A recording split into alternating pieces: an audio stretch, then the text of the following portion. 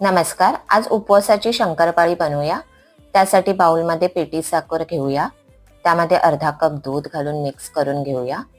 वेलची पावडर घालूया. 1 चमचा तूप घालून मिक्स करूया.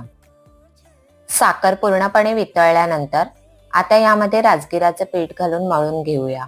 1/2 वाटी राजगिरा पीठ इथे मी घेतलं आहे.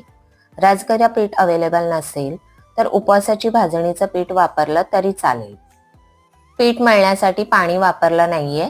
थोडं थोडं हाताला तूप लावून पीठ छान मळून घ्यायचंय. 10 मिनिटे झाकून ठेवायचंय.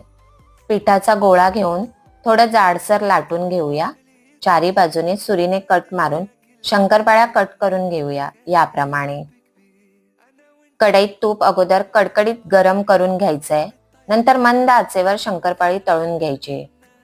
खुसखुशीत शंकरपाळी तयार आहे. चला मग पटकन सबस्क्राईब करा. Thank you.